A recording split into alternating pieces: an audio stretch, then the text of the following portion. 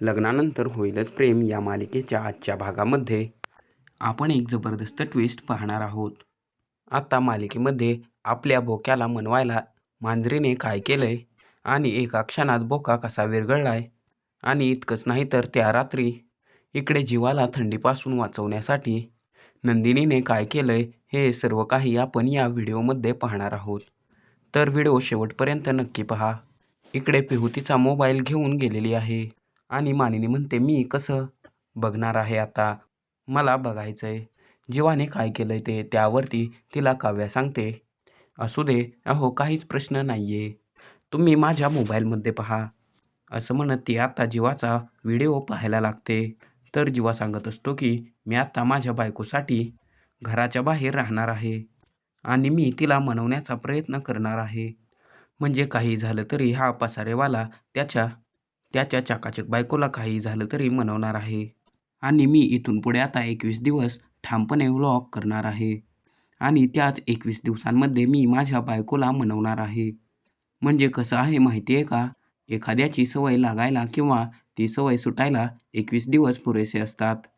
इकडे नंदिनी हा व्हिडिओ पाहत असते आणि ती म्हणत असते 21 दिवसाचं हे काय सांगत आहेत, पसारे आटपायला यांना 21 दिवसांपेक्षा जास्त दिवस सांगितले तर ते व्रत नाही घेणार, परंतु ते सोशल मीडियावरती काहीही टाकत बसतील. असं म्हणत ती आता थोडीशी चिडलेली असते. तोपर्यंत जीवा सांगत असतो माझ्या आईने सांगितलंय की घेतला वसा कधी टाकायचा नाही आणि बायकोचा हात कधी सोडायचा नाही. त्यावरती आत्ता इकडे मानिनी म्हणते याचं काय चाललंय, हा आपलं काहीही बोलतोय आणि माझ्या नावाखाली काहीही खपवतोय. तर इकडे आता रम्या आणि वसू यांचं चाललेलं असतं की काही झालं तरी आता नंदिनी काही ऐकणार नाहीये, याला काय करायचंय ते करू दे. तर इकडे आता तोपर्यंत काव्या सांगत आहे वा वा जीवा खूपच छान. इकडे आता तोपर्यंत ते सर्व काही रेकॉर्डिंग होत आहे. गुड्डू देखील ते सर्व काही पाहत असतो आणि गुड्डू आता जीवाला म्हणतो की तुमच्या व्हिडिओचं काय चाललंय ते पहा, तुमचा व्हिडिओ सोशल मीडियावरती खूपच व्हायरल होतोय. तोपर्यंत इकडे आई आलेली आहे आणि ती नंदिनीला सांगत असते की काय चाललंय काय नक्की.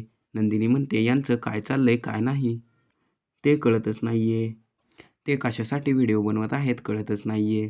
त्यावरती आई म्हणते तू त्यांना समजूनच घेत नाहीये म्हणून ते असं करत आहेत. नंदिनी म्हणते मी बघितला त्यांचा व्लॉग. यावरती नंदिनी सांगायला लागते त्यांचं काय चाललंय ते चालू देत, मला त्याच्याशी काही घेणं देणं नाहीये.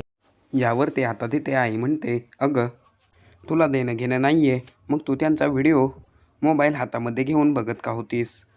तर आता इकडे हे सर्व चालू असताना मानिनीने जीवाला फोन केला आहे आणि ती जीवाला फोन करून चांगलीच झापते. तुझं नक्की काय चाललंय, तू आईचं काय नाव घेतोस, इशारे काय करतोस, मी तुला कधी काय बोलले. यावरती तेव्हा जीवा म्हणतो अगं तू असं काय करतेस, हे सगळं जरा करायला लागतं. त्यावरती मानिनी म्हणते तू त्या रिक्षामध्ये राहणार आहेस का, तू आता या सगळ्यामध्ये इतक्या थंडीचं त्या रिक्षामध्ये राहणार आहेस का, तुला ते सोसेल का, तू ती रिक्षा कुठून आणलीस. त्यावरती जीवा सांगायला लागतो अगं तो रिक्षावाला ना 1 महिनाभर गावाला गेलेला आहे, ती रिक्षा मी 1 महिन्यासाठी आणलेली आहे, तू उगाच टेन्शन घेऊ नकोस. खरं सांगायचं तर आता बाबांनी काय केलं होतं, त्यांनी तुझ्यासाठी वॉचमन बनून वॉचमनच्या केबिनमध्ये राहिले होते.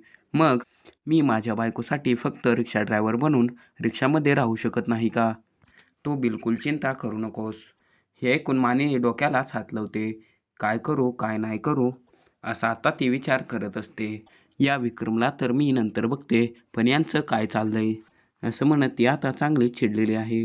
हे मात्र चालू असताना आता इकडे काव्या हसून हसून तिची पूर्णपणे वाट लागलेली आहे. काव्या मानिनीला म्हणत असते की जाऊ द्या ना आई, तो बरोबर करतोय, तो आता जोपर्यंत नंदिनीला मिळवत नाही तोपर्यंत तो काय परत येणार नाहीये, तुम्ही चिंता करू नका, काहीही होणार नाहीये, असं म्हणत ती आता समजावून सांगत आहे. जीवा त्यावरती म्हणतो हो खरंच आहे, तू काही चिंता करू नकोस, मी आहे ना, मी तिच्याशी बोलून तिला सर्व काही पटवून तिला घेऊन येईन, हे माझं तुला वचन आहे. मानिनी म्हणत असते पण नंदिनीला एवढं कळत नाही का, तिने एका रात्रीसाठी तुला घरात घ्यायला पाहिजे होतं, असं हे थंडी वाऱ्याचं तुला कुडकुडत बाहेर ठेवणं हे मला काही आवडलेलं नाही आहे. त्यावरती तो म्हणतो, अगं आई तुला माहिती आहे ना, तिला सगळ्यांची काळजी असते. तू नको टेन्शन घेऊ. मानिनी म्हणते, तू जेवलास का? जेव्हा म्हणतो नाही, परंतु मी बघेन काहीतरी. तू उगाच माझी चिंता करत बसू नकोस. मी व्यवस्थित आहे आणि नंदिनी काळजी घेईल तुला माहिती आहे ना. यावरती ती म्हणते, हो मला चांगलंच माहिती आहे नंदिनी कुणालाही काहीही बोलली तरी ती सर्वांना समजून घेते. जेव्हा म्हणतो, आई काही झालं तरी, जीवाचं रान झालं तरी मी मागे हटणार नाही आहे आणि कोणत्याही परिस्थितीत मी आता माझ्या बायकोला घेऊन घरी परतणार आहे. तू काहीही चिंता करू नकोस असं म्हणत जीवात आहे सर्व काही खूप कॉन्फिडंटली बोलत असतो. तर इकडे पार्थ आता काव्याची ड्रॉइंग पाहत बसलेला असतो. त्याच वेळेला त्याला भरून येत असतं, परंतु तो त्याच्या मनाला सावरत असतो. पण आता त्याच वेळी त्याचं अंतर्मन बेडवरती बसून त्याला बोलतं. यावरती तो म्हणतो, तू तू इथं कसं काय? त्यावरती अंतर्मन सांगतं, माझ्या मांजरीने मला हे क्रीम दिलं होतं. हा म्हणजे हे डे क्रीम आहे, परंतु तुम्ही ते नाईटला सुद्धा लावू शकता. डे अँड नाईट दोन्ही आहे. याच्यामुळे तुमची स्किन आता सॉफ्ट राहते.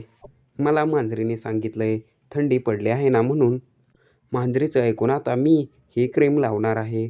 त्यावरती त्याला पार्थ म्हणतो, चल चल तू बाजूला हो इथून. यावरती तो म्हणतो, असं कसं बाजूला होऊ? मी आता ही क्रीम लावणार. तुझं काय चाललंय? तुझ्या डोक्यामध्ये वेगळेच विचार आहेत. तूच बघ ना, तुझा भाऊ नंदिनीला मनवण्यासाठी किती काय काय करतोय आणि काव्याचं काय तर ती तुला मनवण्यासाठी इतकं करते. तुझ्या लक्षात येत नाहीये का? एकेकाळी हेच एफर्ट्स तू केले होते. तुझ्या लक्षात येते का जे एफर्ट्स काही दिवसांपूर्वी तू आणि नंदिनी करत होता, आज तेच एफर्ट्स आता जीवा आणि काव्या करतायत. तुमच्या एफर्ट्सला कुठेतरी यश आलं होतं ना, मग त्यांना सुद्धा यश नक्कीच भेटेल. काही झालं तरी तुम्हाला त्यांचं प्रेम कळत नाहीये का? ते दोघेजण आता कोणत्याही परिस्थितीत तुम्हाला मिळवण्यासाठी काही करायला तयार आहेत आणि तुम्ही मात्र त्यांच्यावरती अशा प्रकारे हे करताय. मला तुमच्या दोघांचंही हे वागणं अजिबात पटलेलं नाहीये. याच्या आधी तू काव्य आणि जीवा यांच्यातला तू ऑकवर्डनेस पाहिलेला आहे ना. त्यावेळेला जीवा म्हणतो, तू काय बोलतोयस? मला अजिबात याच्यावरती काहीही बोलायचं नाहीये. यावरती त्याचं अंतर्मन सांगतो, मला हे काही अजिबात पटत नाहीये. तू त्यांच्या एफर्ट्सला यश दे. मला असं वाटतंय तू एक काम कर ना, या सगळ्यामध्ये तू त्यांना समजून घे, त्यांच्याबद्दल विचार कर. आता त्यांच्या मनामध्ये कसल्याही प्रकारे जीवा नाहीये आणि त्यांच्या एफर्ट्सला यश देणं हे तुझं काम आहे. असं म्हणत त्याचं अंतर्मन आता त्याला समजावतंय. हे चालू असताना आता इकडं गुड्डूसुद्धा काहीतरी रडण्याचा व्हिडिओ बनवत असतो आणि तो सांगत असतो, भूक लागली आहे, मी जेवलोही नाही आहे. आणि इतक्यातच तिथे जीवा येतो आणि जीवा म्हणतो, काय तू जेवलाही नाही आहे का? मी पण अजून जेवलेलो नाही आहे. त्यानंतर आता इकडे गुड्डू व्हिडिओ ठेवतो आणि तो म्हणतो, नाही हो, मी हे सगळं फक्त व्हिडिओसाठी करत होतो. मी तर भरपेट खाना कधीच खाल्ला हो. यावरती जेव्हा म्हणतो, तू खाल्लंस रे भरपेट खाना, पण मी अजून खानाच खाल्लेला नाही आहे. मला तर खूपच भूक लागलेली आहे. पण त्याला माहीत नाही आहे की त्याला आता त्याच्या चकाचक बाईने छानपैकी जेवण बनवून पाठवलेलं आहे. इतक्यातच तिथे आता नंदिनीची आई येते आणि ती पार्थला विचारते आणि ती जीवाला विचारते, वरण भात खाणार का? आता ते ऐकल्यावरती लगेचच त्याला त्याच्या बायकोची आठवण येते आणि तो आता मागे पाहायला लागतो. त्यावरती आई सांगते, मी फक्त घेऊन आलोय. हे बनवलंय मात्र नंदिनीने, ते फक्त तुमच्यासाठी. आणि इतकंच नाही तर तुम्ही खाताय का नाही ते नंदिनीवरून पाहते. असं म्हटल्यावरती आता ज्यावेळेला जीवावरती पाहतो, त्यावेळेला जीवाने अन्न खाल्लंय की नाही हे पाहण्यासाठी नंदिनी बाल्कनीमध्ये आलेली असते आणि नंदिनीला पाहिल्यावरती जीवा आता भलताच खुश झालेला आहे आणि जीवाला पाहिल्यावरती नंदिनी मात्र थोडीशी ऑकवर्ड झालेली आहे. तर इकडे आता रूममध्ये काव्य आलेली आहे आणि काव्य म्हणत असते की, बोक्या आज मी तुझ्या मिठीतच झोपणार आहे. यावेळी आता पार्थला काही कळत नाही, तो मागे वळून पाहतोय. त्याच वेळेला ती आता जुन्या बोक्याला घेऊन बसलेली असते आणि ती सांगत असते, आज मी तुझ्या मिठीतच झोपणार आहे. आपण दोघं एकत्र झोपायचं. पार्थ आता लगेचच उठतो आणि पाहतो कोणासाठी बोलते ही आणि म्हणतो, अच्छा. आणि ते पाहून त्यानंतर तो लगेचच झोपतो.